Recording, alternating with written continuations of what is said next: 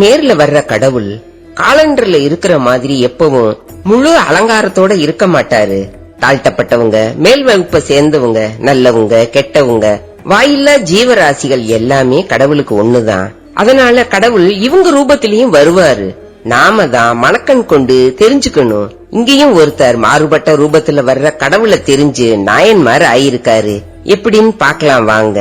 வீடியோவை ஸ்கிப் பண்ணாம ஃபுல்லா பாருங்க. 63 நாயன்மார்களின் வரலாற நம்ம வரிசையா பாத்துக்கிட்டு வர்றோம்.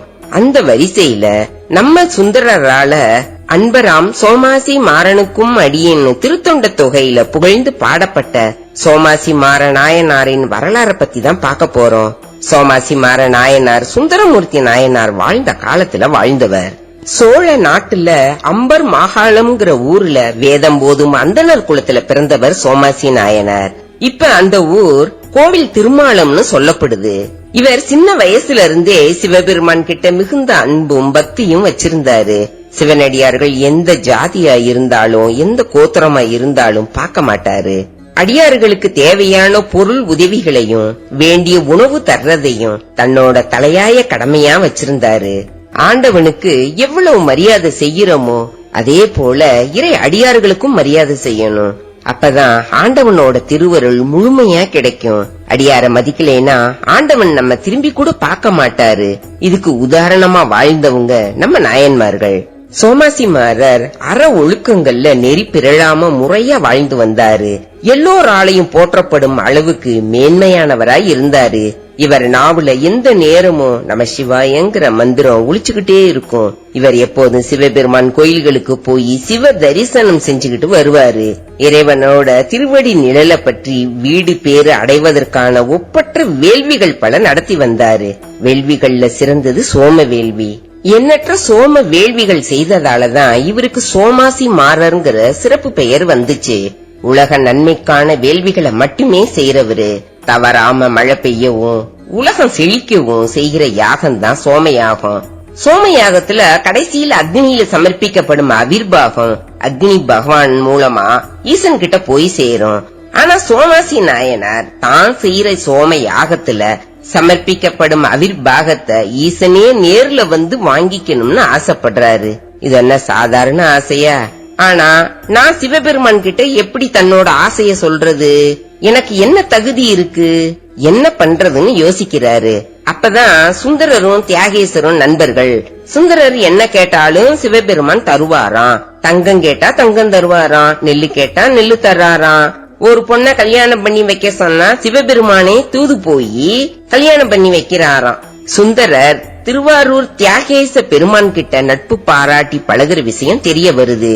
அப்ப சுந்தரரோட பாதத்தை பிடிச்சா ஈசனை அணுக முடியுங்கிற எண்ணத்துல சுந்தரரோட நட்பை பெறணும்னு நினைச்சாரு.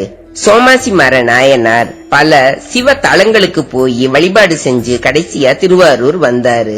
சுந்தரர் இருக்க இடத்துக்கு போனாரு.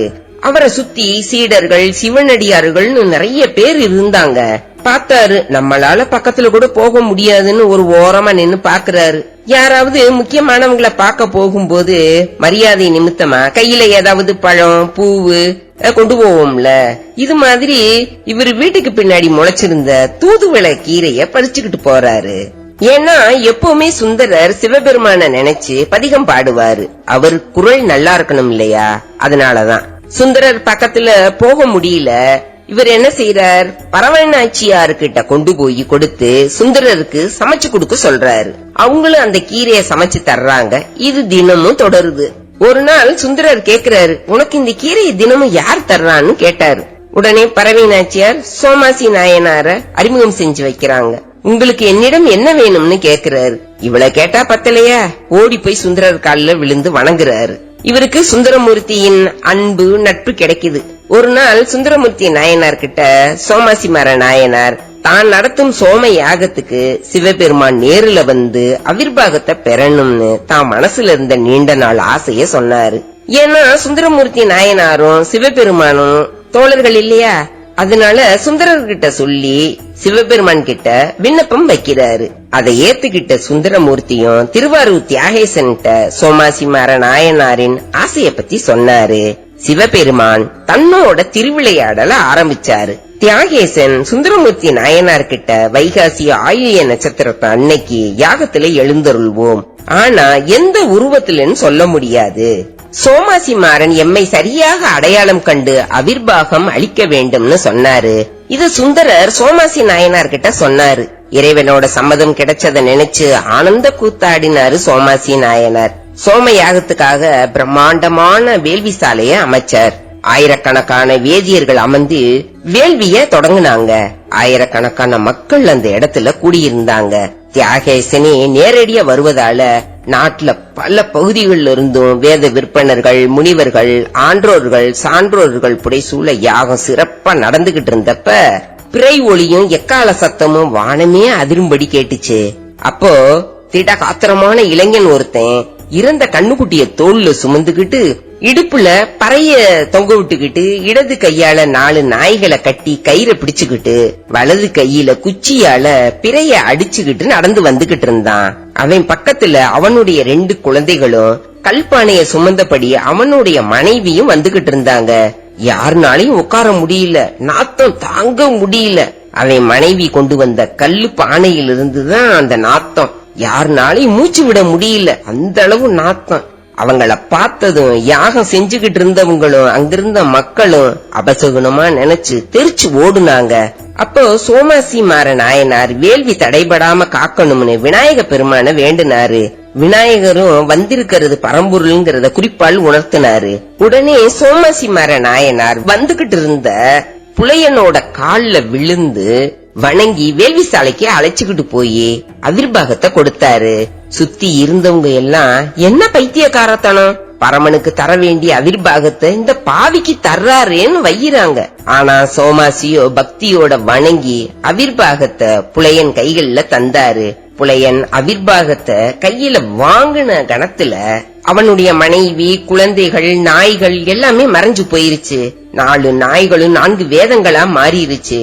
தியாகேசர் ரிஷப வாகனத்துல கமலாம்பையோட விநாயகர் முருகப்பெருமானோடவும் காட்சி கொடுத்தாரு. அந்த காட்சியை ஊரே பார்த்து மகிழ்ச்சி அடைஞ்சாங்க. சோமாசிக்கு காட்சி கொடுத்ததால அவருக்கு காட்சி கொடுத்த நாயகர்னு பெயர் உண்டாச்சு. இறைவனை குறிப்பால் உணர்த்திய விநாயகர் அச்சந்தீர்த்த விநாயகர்னு அழைக்கப்படுறாரு. இந்த அற்புதம் நிகழ்ந்த தலம் கோவில் திருமாலம் திருவாரூர் பக்கத்துல இருக்கு. அம்பர் மாகாளத்துக்கும் அம்பர் பெருந்திருக்கோயில் ஆகிய 2 கோயில்களுக்கு இடையில சாலையோரமா சோமாசி மாற நாயனார் நடத்திய வேள்வி குண்டம் இருக்கு.